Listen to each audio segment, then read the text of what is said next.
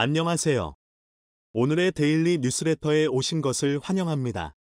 1. 매우 희귀한 자원입니다. 2. 중국의 어리석은 결정. 3. 한국 기업의 힘. 한번 진실을 알아봅시다. 지구상에서는 실존은 하지만 극히 드문 자원들이 존재합니다. 이 자원들은 마치 현실에서는 찾아보기 어려운 보물처럼 보입니다. 이러한 희귀한 자원들은 우리가 상상조차 하기 힘든 곳에서 발견되며 그 소중함은 더욱 크게 느껴집니다. 그러나 이 자원들의 한정된 공급량은 동시에 그들의 가치를 더욱 높여주고 있습니다. 이들 자원들은 우리에게 자연의 신비를 상기시키며 우리가 환경을 보호하고 지구의 보존을 위해 노력해야 함을 상기시켜줍니다. 아마존과 같은 무성한 밀림, 푸른 바다와 그 한복판에 놓여있는 무수한 섬들, 호흡기를 착용하지 않으면 숨조차 쉴 수 없는 위험한 공기, 13년 만에 또 한 번 1,000만 관객 돌파를 눈앞에 둔 영화 아바타의 배경입니다. 영화 속 미래 인류는 지구 에너지 고갈 문제를 해결하기 위해 약 4광년 떨어진 판도라 행성으로 진출하는데 이렇게 까마득히 먼 행성까지 진출한 이유는 지구에서는 존재하지 않는 희귀자원인 언옵테늄, 언어브테이니엄을 채취, 지구로 가져오기 위함입니다. 언옵테늄. 이 작은 회색 돌멩이가 1kg에 2천만 달러에 팔린다니까요. 1kg에 한국 돈 240억 파리 광물이라면 인간이 죽음을 무릅쓰고 날아갈 법도 하다는 생각이 듭니다. 아바타 속에 등장하는 언옵테늄이라는 광물은 소설이나 SF 영화에 등장하는 가상의 물질이자 금속으로 획득하기 매우 어렵거나 설령 얻을 수 있다고 하더라도 이를 추출해내는 과정이 복잡하고 까다롭습니다. 그래서 영화에서나 가끔 다루는데 지구에도 존재하지 않는 것은 아닙니다. 대표적으로 티타늄, 우라늄, 지르코늄 등이 있죠. 그런데 강원도 태백에는 현실판 언옵테늄의 대표주자인 티타늄이 무려 8,500만 톤 돈으로 환산하면 약 1,200조 원에 가까운 양이 매장된 것으로 보입니다. 한국지질자원연구원이 3년간의 탐사 끝에 태백, 삼척과 경북 봉화 일대에서 어마어마한 광맥을 찾아냈는데 내년까지 100여 곳에서 본격적인 시추 작업이 시작될 예정이라고 하는데요. 디시멘터리 채널은 여러분의 댓글과 좋아요를 먹고 운영됩니다. 소설 반지의 제왕에는 미스릴이라는 상상 속의 금속이 등장합니다. 이 이름은 소설을 쓴 톨킨이 상상력으로 만들었는데 이스는 안개나 잿빛을 의미하고 릴은 반짝거린다는 의미를 가지고 있습니다. 그런데 이 상상 속의 광물이 각종 판타지 소설이나 게임 등에서 중간계 최고의 광물로 자리매김하게 됐는데 새털처럼 가볍고 강철보다 강도가 뛰어난 금속으로 모든 종족이 탐내는 광물입니다. 그런데 이 판타지 소설 속에나 등장하는 미스릴은 현대 문명에서 종종 티타늄과 비교됩니다.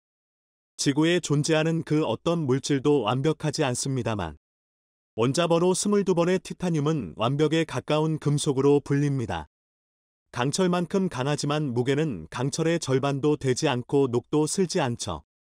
여기에 빛을 쏘았을 때 전기적 반응을 일으키는 광촉매 효과도 가지고 있어 항공, 우주산업, 조선업, 군수산업뿐 아니라 골프채, 자동차 부품, 안경테, 인공관절, 인공뼈까지 쓰지 않는 곳이 없는데요. 특히 가벼움이 경쟁력인 항공 분야에서 티타늄은 독보적인 지위를 가지고 있기도 합니다. 그런데 티타늄은 꿈의 광물이라는 이름에 올리지 않게 흔한 광물입니다. 금속 중에서 지구의 4번패로 많이 매장되어 있고 일반 흙 속에도 쉽게 발견되죠. 다만 강철처럼 강한 만큼 추출과 재련이 어렵고 월전도도 낮아 가공이 힘들기 때문에 풍부한 매장량에도 불구하고 가격이 너무 비쌉니다. 일례로 한국은 티타늄을 생산할 수 없어 100% 수입에 의존하고 있는데 한 해 수입 규모만 1조 원에 이르고 있는데 그 원재료 가격은 끝없이 상승하고 있습니다. 2022년 10월 25일 기준 티타늄은 1톤당 7만 6천 위안, EXW 기준 한국 돈으로 대략 1,500만 원 고가에 수입하고 있죠. 잠시 언급했듯 티타늄이 사용되는 분야는 지속적으로 확장 중인 덕분에 전 세계 티타늄 소비량은 연간 17만 톤을 넘어섰는데 이 중 중국을 포함해 미국, 한국, 영국, 일본이 전 세계 티타늄 소비량의 70%를 차지하고 있습니다. 최대한 저렴하게 티타늄을 확보하는 것이 경쟁력이 된 시대가 도래한 겁니다. 그런데 이 꿈의 금속이 강원도 태백 일대에 무려 8,500만 톤 매장됐다는 소식이 전해졌습니다. 강원도 태백 일대에서 티타늄 광맥이 발견된 것은 최근의 일은 아닙니다. 이미 한국지질자원연구원이 2010년부터 5년에 걸쳐 국내 희유금속 탐사 및 활용기술 개발을 실시하면서 태백 면산 일대에서 티타늄 광맥을 발견했죠. 이후 5년의 시간을 더 투자해 경제성 등을 검토한 결과 광물로서의 가치가 충분하고 개발에 성공했을 때 대박이라는 시그널을 감지했는데요. 더 놀라운 것은 그 매장량인데 8,500만 톤으로 대략 돈으로 환산해도 1,200조 원에 이릅니다. 이에 지난해 3월 31일 지지련은 광산개발 전문기업 경동과 태백 삼척봉화 지역 면산층 티타늄 철 광상지역 광산 공동개발 협약을 체결했습니다. 이 협약과 더불어 지지련이 소유한 광업권에 대한 조광권 계약까지 체결하 경동은 조광권 실시기업의 지위를 확보했죠. 그런데 문제는 까다롭기로 소문난 티타늄 추출입니다. 티타늄 추출은 전 세계에서 미국과 러시아, 일본 등만이 보유하고 있었는데 한국도 2009년 6월 기술 개발에 성공했습니다. 티타늄은 이미 60년 전에 제조 기술이 개발됐지만 가격이 높고 이를 추출하는 것이 어려워 기술 이전이 거의 불가능했는데 60년 동안 고작 미국, 러시아, 일본, 중국 정도가 이를 성공시켰습니다. 한국기계연구원 부설 재료연구소 이동원 박사는 염소가스와 마그네슘의 최적 투입량을 찾아내 스펀지 티타늄을 만드는 원천 기술을 확보해 순도 99.7%의 제조 기술을 국산화시켰습니다. 보통 스펀지 티타늄은 화강암처럼 표면에 구멍이 송송 뚫려 있는데 그 모습이 마치 스펀지 같아서 붙여진 이름입니다. 순수 티타늄을 얻기 위해서는 원석을 가공해 스펀지 티타늄이라는 중간 단계를 반드시 거쳐야 합니다. 원석에서 이를 뽑아내기 위해서는 산소를 제거해야 하는데 문제는 원석 상태에서 산소와 티타늄의 결합이 워낙 강해 고온에서 원석을 녹인다고 산소가 제거되지 않는다는 점입니다. 그래서 산소보다 티타늄과 더 잘 결합하는 대체 물질을 넣어야 하는데 그것이 바로 염소 가스입니다. 다만 염소는 독성이 강해 다루는데 어려울 뿐 아니라 수백 도의 고온에서 만들어진 염소와 티타늄의 혼합 액체에서 염소만 분리할 때 사용되는 마그네슘은 폭발 위험성이 크죠. 그래서 염소가스와 마그네슘을 안전하게 다루는 것이 스펀지 티타늄 제조의 관건인데 이동원 박사가 최적의 투입량을 찾아 세계 5번패로 스펀지 티타늄 제조 기술을 국산화시켰습니다. 그리고 이 기술을 옥산 IMT라는 기업에 이전했습니다. 다만 2011년 국내 최초로 1톤 상당의 스펀지 티타늄 시제품을 제조한 후 관련 소식이 전해지지 않아 아쉬움이 남습니다. 한편 한국에서 티타늄 광맥이 발견된 것이 이번은 처음은 아닙니다. 지난 1996년에는 경남 하동에서 약 20억 톤으로 추정되는 티타늄 광맥이 확인됐었죠. 당시 충남대학교 지질학과 김원사, 정직원 교수팀은 1986년부터 경남 하동군에서 지질 및 광물 조사를 한 결과 추정 매장량 20억 톤에 이르는 세계 최대 규모 티타늄 광채를 발견했습니다. 지하 200m까지 시추조사를 실시한 후 발표한 결과인데 이 규모는 캐나다 1억 8천만 톤, 노르웨이 1억 5천만 톤 등 당시까지 확인된 전 세계 매장량의 3배가 넘는 엄청난 규모였습니다. 다만 당시 통상산업부는 경남 하동일대는 한국자원연구소가 지하 1600m까지 시추공 3개를 뚫어 조사한 결과 추정 매장량이 860만 톤에 불과하고 티타늄 함량이 4.04%에 그쳐 경제성이 떨어지는 것으로 평가됐다며 추가 시추나 개발이 없었던 것으로 보입니다. 만약 30년 전에 추진됐다면 현재 이와 관련하여 엄청난 연구개발이 이루어졌을 것이고 아마 지금처럼 전량 수입에 의존하지는 않았을 테니까요. 하지만 태백에서 발견된 티타늄은 다릅니다. 이니 2018년부터 한국지질자원연구원이 3년 동안 예비 탐사를 벌여 태백 일대에서 2억 2천만 톤 규모의 티타늄 광맥을 확인한 바 있고 2022년 10월부터 시추 작업을 시작했습니다. 그리고 올해 10곳과 내년 90곳까지 총 100여 곳에서 국비 30억 원을 지원받아 본격적인 시추 작업이 시작되는데요. 2025년 하반기 광산 개발을 하는 것이 최종 목표인데 만약 광산으로 개발되어 티타늄을 추출하기 시작한다면 약 20조 원 규모의 전 세계 티타늄 시장에서 한국이 큰 파이를 가져오게 될 겁니다. 정부 역시 티타늄과 관련하여 본격적으로 연구개발을 시작할 것으로 보이는데요. 2023년도 예산안에 관련 예산 30억 원을 요청한 것은 물론 산자부는 2025년 실제로 광산 개발이 이루어질 것에 대비해 탐사, 성광, 재련 기술에 대한 연구개발도 시작됩니다. 물론 100% 수입에 의존하는 희귀금속의 국산화라는 말이 조금은 앞선 꿈일 수 있습니다. 다만 그간 자원빈국으로만 알았던 한국 땅에 전 세계 전체 매장량의 3배 이상의 티타늄이 매장됐다는 조사 결과 경남 하동가 있었고 태백의 경우는 조광권자까지 지정해 100여 곳에서 시추가 시작된다는 것은 분명 의미 있는 행보입니다. 현재 태백시는 강한 기대감에 부풀어 올랐습니다. 석탄 산업이 저물기 직전까지 태백시 인구는 12만 명이 넘었지만 이제 4만 명 아래로 떨어져 지역 경제가 상당히 어려운 것이 사실입니다.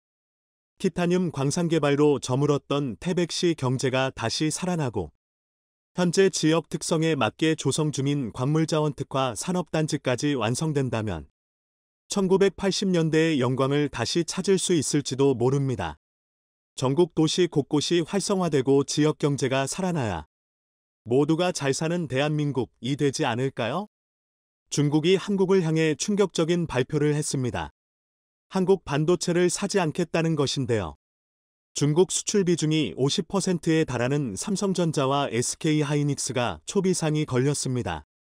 그렇지 않아도 최근 가장 어려운 시기를 겪고 있는 삼성전자와 SK하이닉스가 중국의 갑작스러운 충격 발표에 큰 위기에 빠졌습니다. 자, 그런데 중국이 한국산 반도체 수입을 전면 금지하고 이를 모두 중국산으로 교체했다가 현재 중국 전역이 마비되며 난리가 났습니다.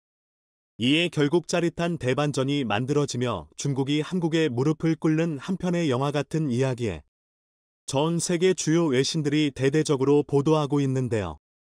최근 중국에서 반한 정서가 번지는 속도가 예사롭지 않습니다. SNS에서는 한 유명 배우가 한국 학생들에게 괴롭힘을 당했다는 10여 년 전 인터뷰 내용까지 소환되고 있습니다. 중국의 대표적 전랑 언론인으로 꼽히는 후시진 전 환구시보 편집장이 SNS를 통해 반한 감정을 숨기지 않았습니다. 최근 한국을 향해 입에 담지 말아야 할 온갖 욕설을 그대로 보도한 중국 관영 매체 환구시보를 지지하며 한국을 깎아내렸습니다. 2,400만 명이 넘는 SNS 팔로워를 거느린 그의 한마디는 중국인들의 여론 형성에 적지 않은 영향을 미칩니다. 뿐만 아니라 중국 SNS에서는 우리에게 유역비라는 이름으로 더 잘 알려진 중국 배우 류이페이의 2009년 인터뷰가 다시 화제가 되고 있습니다. 중국 유명 배우 류이페이는 사실 한때는 몇몇 한국 여자아이들이 저를 난처하게 한 적이 있습니다. 저는 너무 답답했습니다. 라며 뜬금없이 등장한 이 동영상은 지난 7일 온라인에 올라온 뒤 조회수 5억 4천만 회를 기록했는데 한국을 비난하는 댓글이 쏟아지고 있습니다. 중국 정부가 대놓고 협한 분위기를 조성하면서 중국 현지 혐한 기류는 심상치가 않습니다. 중국에서 인기를 끌던 한국 화장품 매장에서 불매운동 소동이 빚어지는가 하면 한국인들을 상대로 한 무차별 폭행 괴담까지 돌고 있습니다. 중국 시닝 지역에 있는 백화점에 입점한 한국 화장품 매장에서 젊은 중국 남성이 삿대질까지 해대며 불같이 화를 냅니다. 온 국민이 한국산 제품 불매 운동을 하고 있는데 여기서 한국 사람 데리고 뭐 하는 거야, 라며 한국인 관광객을 데리고 있는 여행사 직원의 온갖 욕설을 퍼붓고 있는 한 중국인 남성. 그런데 주변에서는 말리기는커녕 오히려 이 남성을 도와 한국인을 위협하고 있습니다. 주위에 있는 중국인들은 한국인 사라져. 그래, 사라져. 그래, 라고 외쳤습니다. 이처럼 험악한 분위기 속에 한국인 유학생을 노리는 이른바 묻지마 폭행. 괴담도 교민들을 중심으로 빠르게 퍼지고 있습니다. 중국 인민대를 다니는 한인 여학생이 우리말을 썼다는 이유로 길을 가다 폭행을 당했다는 내용입니다. 중국에서 유학생활 중인 한국인 이모 씨는 한국말 썼다는 이유로 그냥 맞았다고 들었어요. 당분간은 밖에 안 나가고 집에서 좀 있으려고요 라며 불안을 호소했습니다. 자, 그런데 이 정도는 아무것도 아니었습니다. 중국은 급기야 한국에 가장 민감하고 타격이 큰 한국산 반도체를 사지 않겠다며 한국을 흔들기 시작했습니다. 올해 1분기 반도체 수출 규모는 무려 33% 넘게 추락했고 이는 모두 중국 때문인 것으로 나타났습니다. 얼마 전 중국이 미국 마이크론의 안보 심사를 실시하겠다며 칼을 빼들었는데 이것이 한국 반도체에 보내는 경고였다는 보도들이 여러 쏟아져 나왔었는데요. 중국 정부가 대놓고 개입하여 한국 반도체에 큰 타격을 주고 있다는 전문가들의 주장이 나왔습니다. 중국의 수출 비중이 50%에 육박하는 삼성전자와 SK하이닉스가 가장 큰 타격을 받았는데요. 삼성전자의 올해 1분기 영업이익이 중국 때문에 6천억 원으로 고꾸라지면서 어닝쇼크 실적 충격을 기록했습니다. 삼성전자의 분기 영업이익이 1조 원 밑으로 떨어진 건 2009년 1분기 이후 14년 만에 처음입니다. 중국이 갑자기 반도체를 사지 않는 바람에 1분기 반도체 부문에서만 4조 6천억 원에 가까운 적자를 냈습니다. 삼성전자가 반도체 부문에서 분기 적자를 기록한 것도 글로벌 금융위기를 겪은 2009년 1분기 이후 14년 만입니다. 반도체 부문 매출은 13조 7,300억 원으로 나타났는데 지난해 같은 기간과 비교하면 매출은 반토막이 났고 영업이익은 무려 13조 원이 줄었습니다.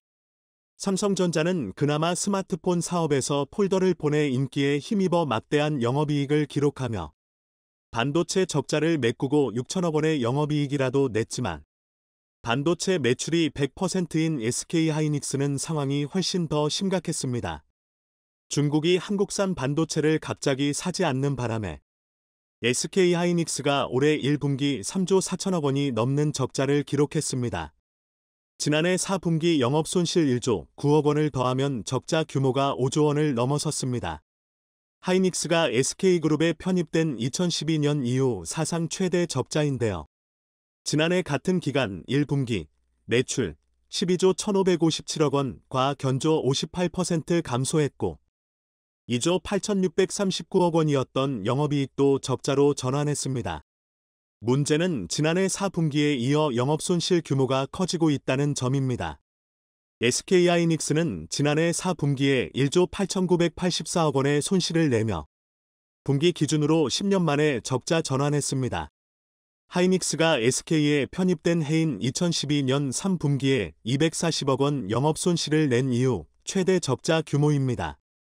하지만 올해 1분기 영업손실 규모는 3조 4,023억 원으로 더 커졌습니다. 올해 2분기에도 메모리 반도체 업황 악화로 실적 개선이 어려워 2012년 이후 첫 연간 적자를 기록할 수 있다는 관측도 나오고 있습니다. 문제는 현재 전 세계적으로 한국의 반도체 상황이 가장 위험한 시기에 중국이 한국산 반도체를 사지 않겠다는 충격적인 발표를 했다는 것입니다. 중국이 아니라도 현재 메모리 반도체는 역사상 가장 큰 위기에 직면한 것으로 전해졌습니다. 10일 대만 시장조사 업체 트렌드포스는 올 2분기 메모리 반도체 디램과 낸드 플래시 가격 하락폭이 커질 것이라고 분석했습니다. 당초 예상에 따르면 2분기 디램 가격은 1분기보다 10에서 15% 내릴 것으로 예측했으나 트렌드포스는 하락 예상폭을 13에서 18%로 확대했습니다. 낸드 플래시의 가격 하락 예상폭도 5에서 10%에서 8에서 13%로 늘렸습니다. 가격 예상 낙폭이 확대된 건 메모리 공급업체들이 재고를 줄이고 있는데도 불구하고 여전히 시장 재고 수준이 높아 거래량이 늘지 않고 있는 탓입니다. PC용 D램은 이전 세대 제품인 DDR4 공급량이 이미 과도해 2분기 가격이 1분기보다 15에서 20% 추가 하락할 전망입니다.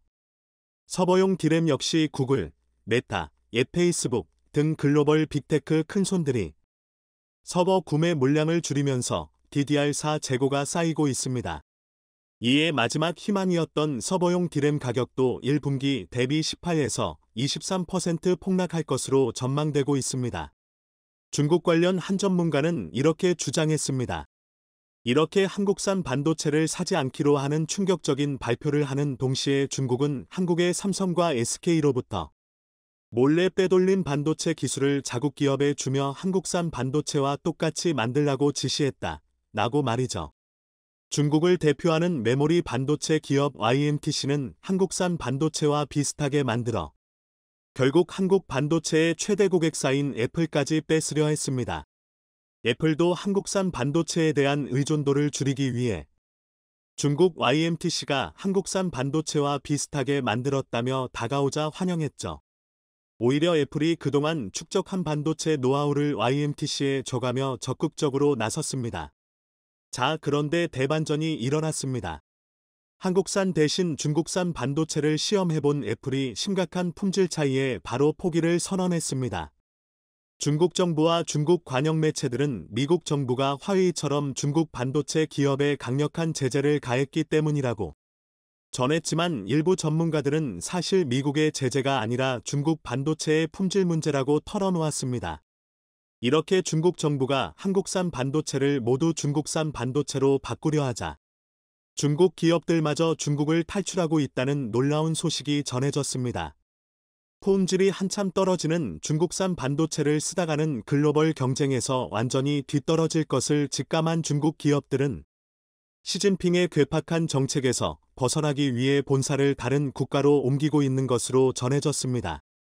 3위 전자상거래업체 핀도더는 상하이 본사를 아일랜드 더블린으로 이전했습니다. 중국산 반도체로 데이터 센터를 돌리다가는 망할 것을 직감한 것이죠. 시진핑의 혀를 내두른 알리바바도 뉴욕 증시에 상장을 검토 중인 것으로 알려졌고 심지어 중국 의류업체들까지 중국에서 동남아시아로 공장을 옮기면서 중국의 섬유 의류 산업도 망해버렸습니다.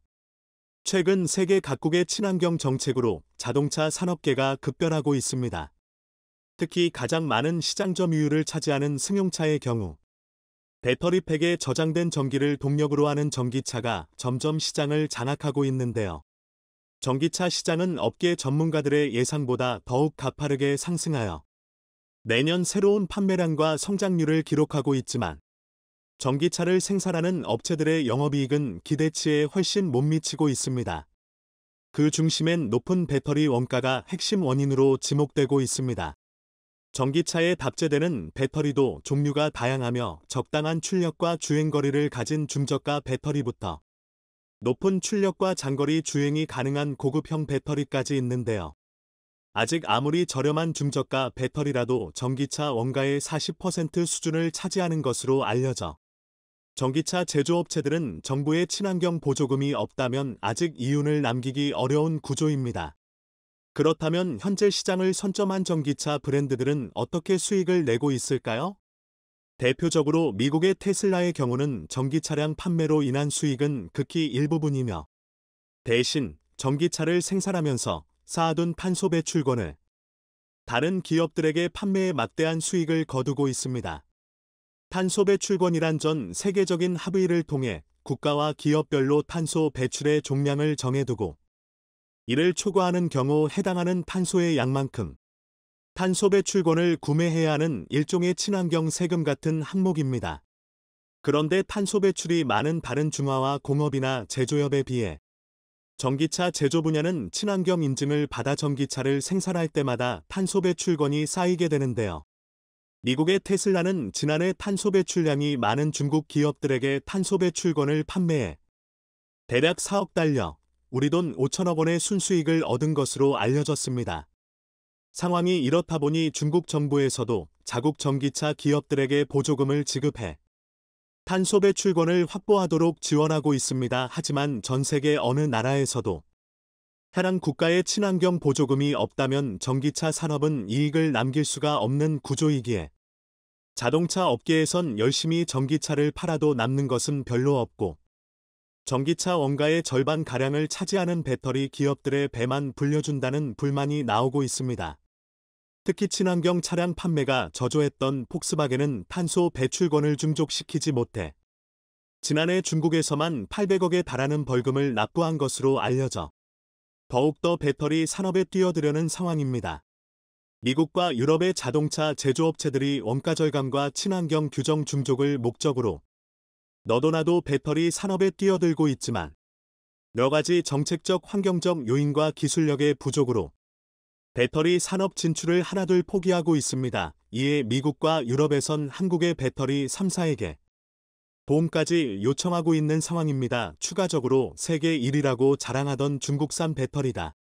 중국 정부의 보조금 지급 중단으로 실체가 드러나면서 중국의 전기차와 배터리 밥그릇이 산산조각나게 생긴 상황을 자세히 알아보겠습니다. 유럽을 대표하는 자동차 기업이자 전 세계 자동차 판매량 2위를 기록 중인 폭스바겐은 수년 전부터 유럽 내 배터리 공장을 계획하면서 자신의 주무대인 유럽 전기차 시장 접수를 위한 로드맵을 세웠습니다. 하지만 기술력에선 한국의 배터리 3사에게 밀리고 생산원가와 물량면에선 중국의 배터리 업체들에게 밀리면서 폭스바겐이 전폭적으로 투자한 유럽의 배터리 기업들은 유럽연합의 천문학적인 보조금을 지급받았음에도 불구하고 경영이 매우 어려운 상황에 놓였습니다. 이에 폭스바겐 CEO인 토마스 쇠퍼는 유럽의 대규모 배터리 공장을 계획했지만 급등하는 에너지 요금과 인건비 인상으로 더 이상 유럽연합 내 어떤 국가에서도 전기 자동차용 배터리를 제조하는 것이 어렵다고 밝히는 등 사실상 자체 배터리 진출을 포기하겠다는 의사를 내비쳤습니다. 주로 독일 지역에 생산 거점을 두고 있는 폭스바겐은 독일의 에너지 요금이 러시아, 우크라이나 상황을 겪으면서 변동성이 매우 커졌고 글로벌 인플레이션으로 인건비는 상승한 데다 전기차 부품의 공급 가격까지 동반 상승하면서 천문학적인 초기 투자금이 필요해진 상황입니다. 그런데 쉬운 줄로만 알았던 배터리 산업은 석유 가격보다 변동성이 큰 원재료와 희토류를 확보해야 하며 이미 한국이 수십 년 전에 확보한 특허와 기술들을 피해가면서 자체적인 배터리를 연구, 개발하기란 불가능에 가깝다는 것입니다. 이렇게 기술력은 한국에게 밀리면서 자본력과 생산력은 중국에게 밀리고 있어 배터리 생산을 통한 자체적인 경쟁력 확보가 불가능해진 것입니다. 더 이상 배터리 사업의 경쟁력과 지속성이 상상 이상으로 불투명하다는 전망이 나오면서 배터리 생산이 어려워지자 계획해두었던 전기차 공장까지 위기를 맞이하고 있습니다. 폭스바겐 그룹은 2023년 초 착공하기로 했던 독일 내 유럽 최대 전기차 전용 공장 건설 계획을 전면 재검토하는 데 착수했습니다. 여기에 폭스바겐과 마찬가지로 배터리 자체 생산에 나서겠다면 미국의 테슬라마저 큰 위기를 겪고 있습니다. 최근 들어 판매량 부진을 겪고 있는 테슬라는 한국, 중국, 일본 등 아시아 시장에서 대대적인 할인 판매에 돌입해 영업이익률 감소와 손해를 감수하면서까지 다른 전기차 업체와 끝장을 보는 경쟁인 일명 치킨 게임에 나서고 있습니다. 이런 조치는 중국에서 폭발적으로 성장하는 중국 전기차 브랜드들의 영향을 받은 것으로 보이는데요. 2030년까지 자체적인 배터리 공장을 구축해 원가 절감에 나서려던 테슬라는 자체적인 배터리 계획을 일시적으로 보류하고 한국의 배터리 3사에게 주문량을 밀어넣고 있습니다. H에너지 솔루션은 테슬라 차량에 탑재되는 차기 원통형 배터리인 4860 배터리 생산에 적극 협력하고 있으며 충북 공장에 6천억 원 가량을 투입하여 연간 9GWh 규모의 테슬라용 배터리 설비를 구축하고 있습니다. 이 밖에도 미국 미시간주 공장의 생산 규모를 단계적으로 5배까지 늘리면서 늘어나는 테슬라의 폭발적인 배터리 수요를 충족시킬 것이란 전망이 나옵니다. 한국의 배터리 3사 중 삼성 SDI와 SK온과도 관련 협력 내용이 오고 가는 가운데 이번 계약으로 최소 수년간 테슬라의 자체 배터리 공장 계획은 물 건너 갔다는 전망이 나오고 있습니다. 여기에 글로벌 배터리 시장을 석권했다고 주장하는 중국의 배터리 업체들이 큰 위기를 맞이하고 있습니다. 중국을 대표하는 배터리 기업인 CATL과 BYD 등은 단순한 점유율로 보면 전체 배터리 시장의 45% 정도를 차지해 1위를 기록하고 있지만 여기엔 통계의 합정이 숨어 있습니다. 제일 먼저 중국이 아닌 국가의 배터리를 수출하는 비중이 5%가 채 안 되기 때문이며 40% 이상의 배터리가 오로지 중국 내수용으로 사용됩니다. 아무리 내수라고 해도 점유율이 높기 때문에 중국 배터리 회사가 많은 이익을 보는 것이 아니냐고 반문할 수 있지만 중국의 배터리 회사는 한국의 배터리 회사와 근본적으로 경영 방식이 다릅니다. 중국 정부 차원에서 전기차와 배터리 등 미래 산업을 선점하기 위해 국가 세금을 투입하여 보조금을 지급하고 있다는 것으로 중국의 보조금이 없다면 사실상 적자를 봐가면서 경쟁을 하고 있는 수준입니다. 해외 수출이 매우 부족하다는 것도 큰 문제점으로 작용하고 있습니다. 중국 배터리 업체들은 최근 들어 한국처럼 미국과 유럽 내 배터리 공장을 건설하겠다며 의견을 보내고 있지만 배터리에 사용되는 핵심 원자재와 소재 부문에서 미국과 유럽에선 2030년까지 중국제 비중을 단계적으로 줄이는 계획에 합의했기 때문에 중국의 배터리가 해외 전기차 시장에서 설 자리는 더욱 사라져가고 있다는 점입니다. 게다가 특허 문제도 발목 잡고 있습니다. 중국 기업이 중국 내에서 사업을 하는 데는 중국 당국의 암묵적인 보호를 받지만 글로벌 시장에 나온다면 얘기가 달라집니다. 중국 기업들은 자신이 연구개발한 기술보다 해외 업체의 기술을 무단으로 사용하는 비율이 높기 때문입니다. 이런 현상은 결국 중국 시장을 거대한 갈라파고스로 만들고 있습니다. 여기에 또 하나의 악재가 나왔습니다. 중국 정부가 지급하던 전기차 보조금이 올해부터 전면 중단되면서 중국의 전기차 브랜드들과 배터리 기업들이 큰 위기를 맞이하고 있는 상황입니다. 중국 당국은 여태 자국 기업들을 지원하기 위해 막대한 보조금을 지급해왔지만 최근 중국의 전기차와 배터리 기업들이 우후죽순 생겨나면서 원래의 목적과는 다른 방향으로 보조금이 낭비되고 있다는 지적이 나왔기 때문입니다. 근본적으로 자국 산업을 육성하는 목적은 내수 시장을 튼튼하게 만드는 것도 있지만 결과적으로 해외에 진출하여 글로벌 시장을 이끌기 위한 목적이 있는데요. 중국의 기업들은 자국에서 보조금만 받은 뒤에 해외 진출이 원천 차단되었고 자국 기업들끼리 서로 경쟁하는 구도가 되었기 때문에 더 이상의 산업 육성 정책은 무의미하다는 것입니다. 현재 중국 시장에서 해외 브랜드가 시장을 점유하고 있는 분야는 사실상 거의 없는 수준이기에 우리나라 기업을 포함한 글로벌 기업들이 중국 시장에 진출하려는 노력은 무의미해졌으며 중국 이외의 글로벌 시장을 선점하기 위해 노력 중입니다. 특히 지난 수년 전부터 우리 기업들은 중국 업체들이 중국 안에서만 영향력을 키우는 동안 미국과 유럽에서 배터리 공장을 공격적으로 확장해왔습니다.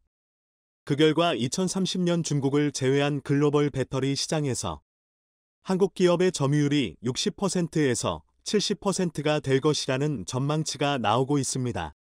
배터리 생산 공정은 매우 단순해 보이지만 원재료부터 안정적인 기술력까지 필요해 쉽게 따라잡을 수 없는 하이테크 첨단 산업 분야입니다. 특히 중국의 업체들은 기술력이 부족해 저렴한 배터리인 리튬, 인산철 배터리 AFP 배터리 생산에 몰두하고 있으며 한국의 배터리는 고출력의 장거리를 갈 수 있는 고급형 모델에 주로 탑재되고 있습니다. 중국제 저가형 배터리 업체들의 중간 마진은 3%에서 5% 사이로 추산되며 한국 기업들처럼 고급형 배터리의 중간 마진은 10%에 육박해 원재료를 채굴하여 배터리를 생산한 뒤 전기차량 조립까지 수직 계열화를 달성하면 중간 마진 7% 8%가량을 확보할 수 있다는 계산이 나옵니다.